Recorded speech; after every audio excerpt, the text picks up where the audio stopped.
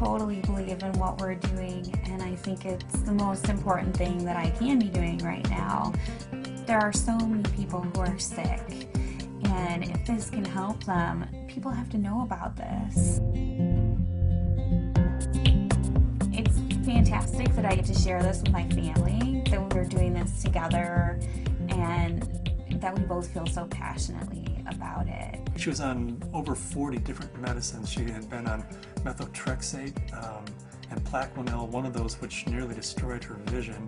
All the potent anti-inflammatories, the Vioxx and the Celebrex, and was on all sorts of painkillers and all sorts of antibiotics. She had classic steroid toxicity. Her face was the shape of a moon because there's a lot of swelling that occurs in the face. At the age of 16, was diagnosed with juvenile rheumatoid arthritis, and that evolved into a lupus condition, a diagnosis of interstitial cystitis, an autoimmune disorder. Bedridden 4 years. Her mother thought she would never survive. I went to talk to William as a friend and as a doctor about his experience with patients and how they used cannabis. Seeing what the juicing did for me, using it in this form, was so significant. It changed my life. About 4 to 6 weeks after I started on juicing every day, I had no more back pain. I didn't need pain pills. I felt the best I ever had. A lot of people think cannabis and pot are not medicine.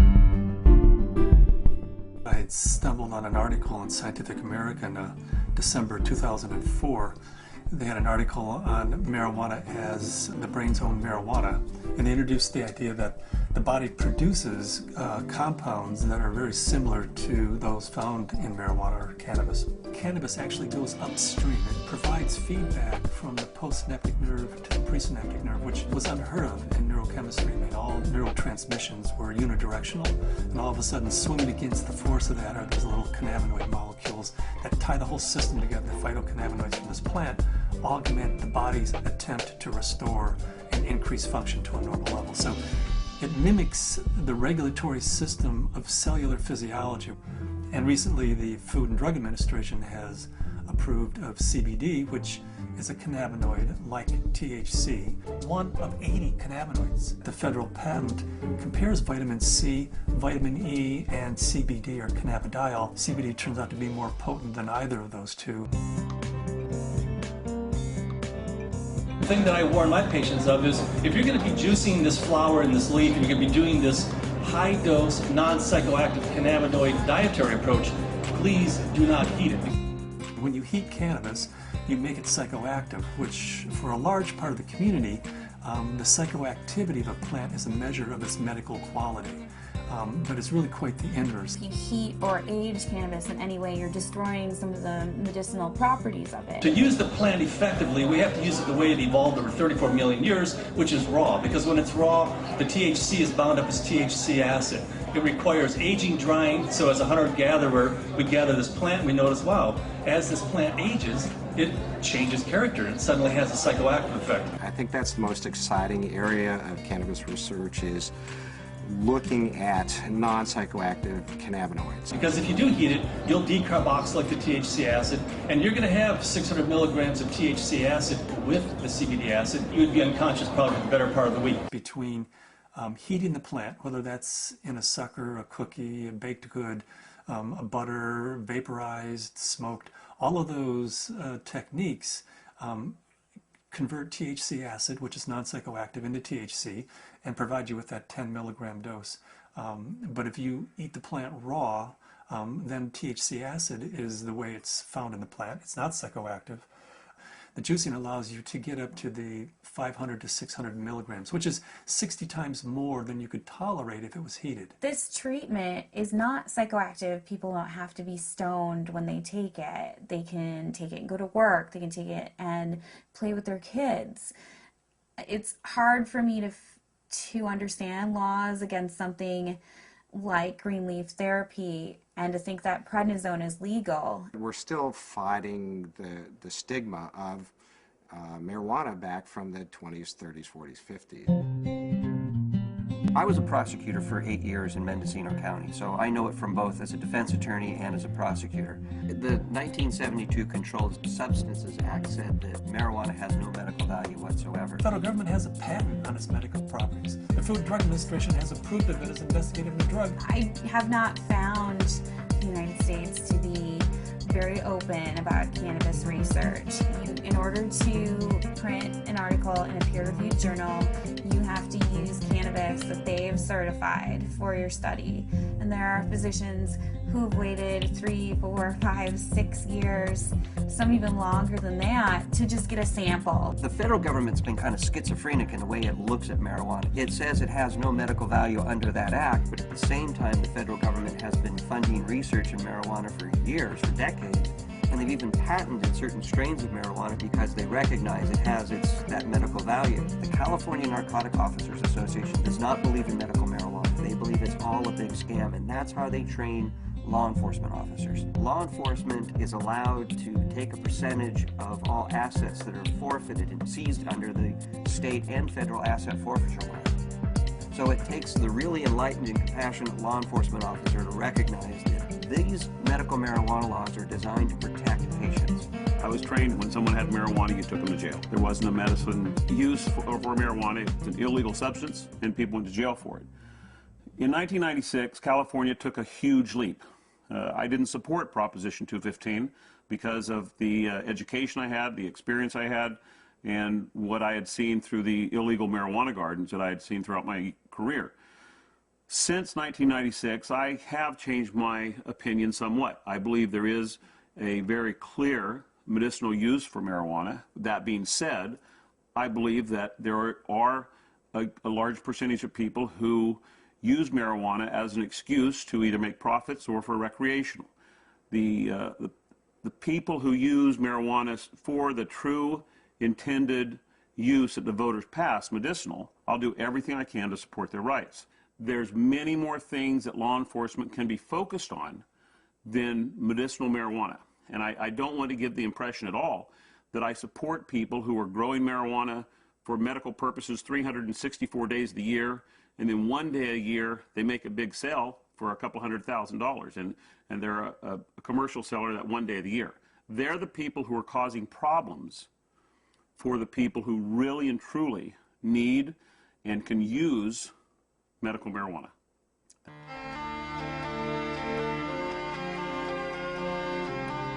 Terrifying, to be told as a parent that your child does have a tumor in her brain.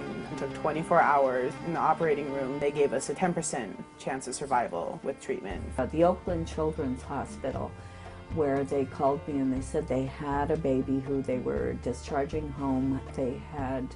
This baby had completed all treatment that would be useful for it, had a brain tumor, had surgery, had radiation and chemo, and the tumors were still growing and still multiplying, and therefore they said to the parents, just take this baby home and make it comfortable, because there's nothing more that we know that will help its condition. Started to accept to the point where the illness had taken her and us, and try and find some acceptance. A month went by and I got in contact with the family, and they said, well, we just came back from Children's Hospital. They did a CAT scan. The tumors have shrunk and there are fewer of them. And they said, I'll tell you what we've been doing. We've been juicing the fan leaves of the marijuana plant and giving our baby a shot glass of this juice every day. This is like this wonderful hospice story. She is no longer on hospice. I brought the oxygen concentrator back. It's just one of those wonderful success stories. The plant is a pretty amazing plant because it appears that the juice of this plant is saving this baby's life. Here we have something that can really change people's lives.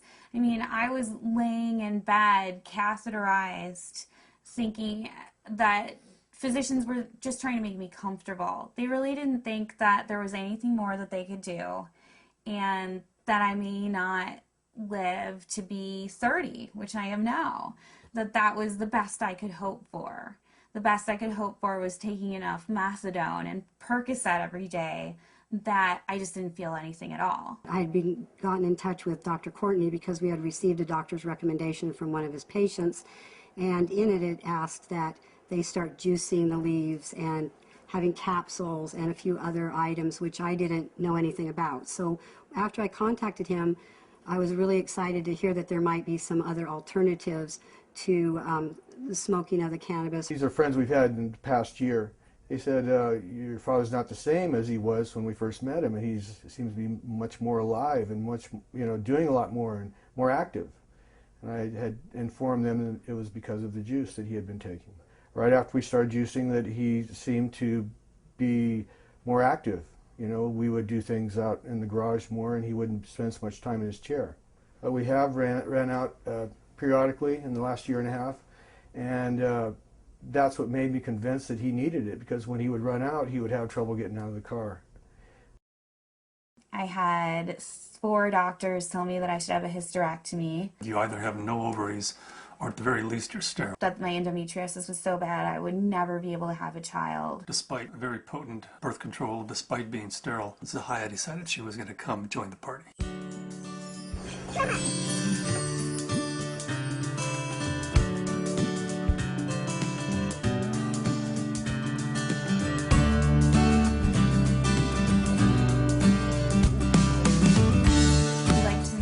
Ourselves by being extremely scientific, and people know that if they're going to come to us, they're going to have to go through a lot of hoops, but they're also going to get the most up-to-date scientific knowledge on this subject, and they're going to see a physician who's an expert in the field of non-psychoactive cannabinoids, and there are plenty of people that want that and are looking for that.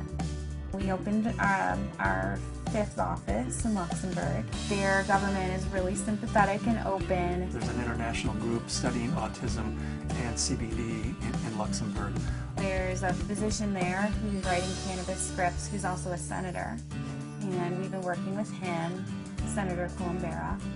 The government may be actually funding experiments in a research center using cannabis, in large part because of Dr. Courtney's work with non-psychoactive cannabinoids and Senator Colombera's work with cancer patients.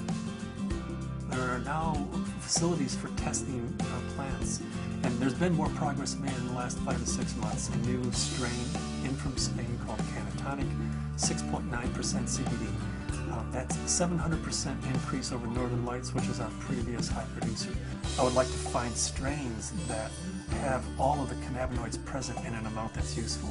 I'd like to produce strains that are adapted to environment. In Luxembourg, we're producing thousands and thousands of pounds of seed, to raise the money to give away, a half a pound of seed, because if that person grows an acre of cannabis and feeds their family the proteins and the fatty acids, incredible food source, an incredible preventative medicine source, and an incredible therapeutic source, and at the same time, they're sucking 5 times as much CO2 out of the environment as an acre of trees. First, we have to change Convention Treaty Number 1, which was the convention that the UN put out in 1961 that says cannabis as a crime should be, if you have it, if you grow it, if it's in your possession, you should be in prison. That dogma has dominated the world right now. They're asking for input from the World Health Organization. I'm in the process of writing a letter stating that this is a dietary essential. It's not a criminal thing, because we have to change that treaty before we can go into Central South America and say, you grow yourself an acre of this plant, feed your family, prevent illnesses. So Cannabis International kind of legalizing the plant globally, giving it back to people as a food source, prevent illness is so much better than waiting until you have diseases. With my own experience and all the patients that I've spoken to, I believe that it's not an isolated incident, that this is the best medication